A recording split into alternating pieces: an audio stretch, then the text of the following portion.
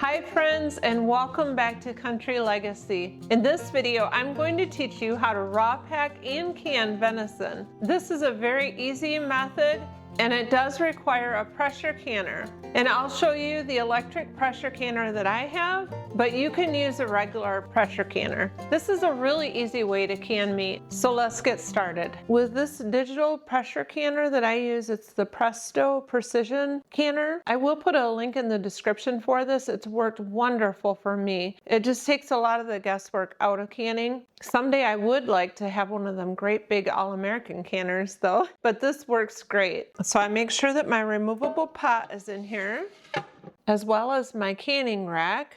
And then I need 3 quarts of water. Ooh, I'm making a mess. And we're taking it up to the minimum line inside of the pot. And then you have to make sure that you have this plugged in. So usually whenever you plug it in, it automatically says pressure can, but if it doesn't, you can turn this knob and it will take you there. Otherwise, the other option is boiling water can. So we'll make sure it's on pressure can. And so we'll push this button and then the 10 will light up. And then I need to turn this knob now. The 10 is the time that you're going to pressure can. I need to set it for 90 minutes for venison. There we go.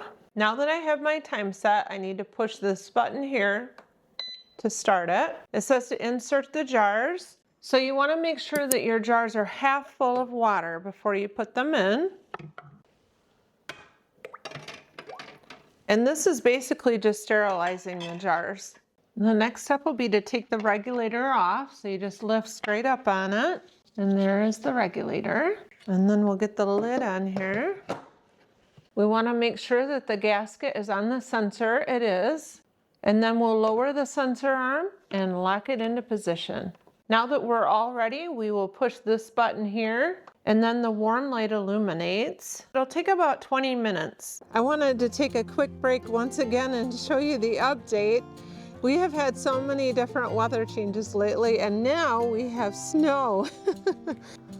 The snow won't last because we have 50-degree temperatures coming up.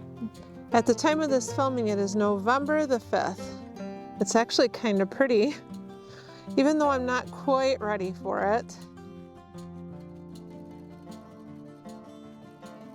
As much as I'd love to stay outside and look at the beautiful snow, the jars are now ready to pour out. So I will dump out the water over in the sink, and that way we can get our meat put in the jars.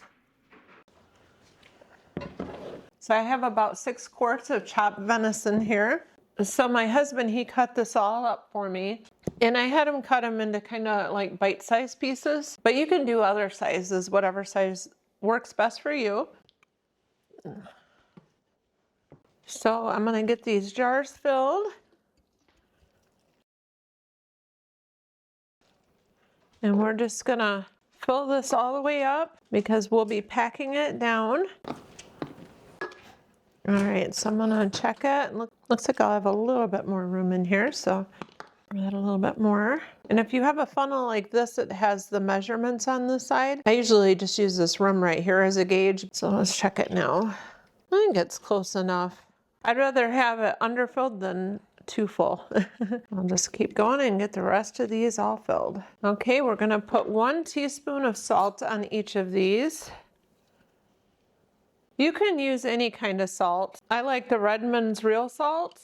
And we're raw pack canning these, so we won't be adding water because it makes its own liquid. And after they come out of the canner, I'll show you the broth that it makes. The next thing I'll do is take this white vinegar and put some on a paper towel and wipe the lids of each of these. The reason I'm using vinegar is because with meat, you could get oils on the top of your lids and then they won't seal. A lot of times when I'm canning, I'll use just water.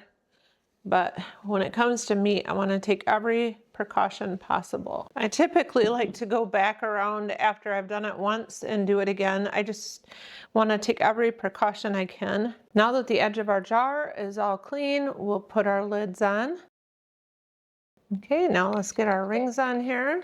So when you're tightening your lid, you just want to finger tighten them. You don't want to ream down on it.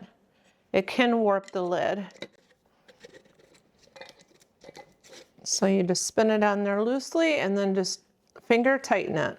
Now they're all ready to go in the pressure canner. All right, we're gonna put our filled jars on the canning rack.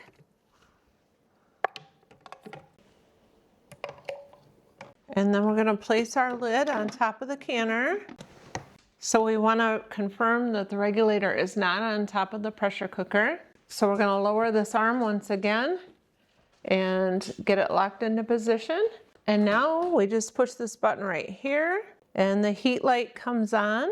So now we'll wait until it starts beeping and then we'll move on to the next step. Okay, it says to put the regulator on. So when you put this on, you'll want to use a pot holder or heavy gloves. And I'm gonna set this on here and push it down and make sure that it's lined up with the word can.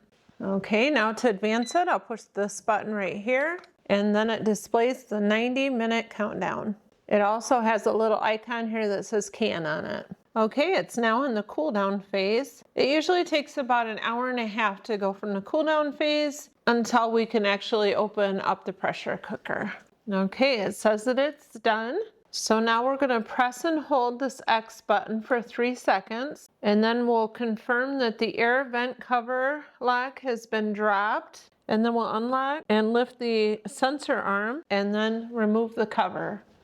And as always, turn it away from you when you're lifting the cover off so that it doesn't burn you. Get these jars out of here. You know what?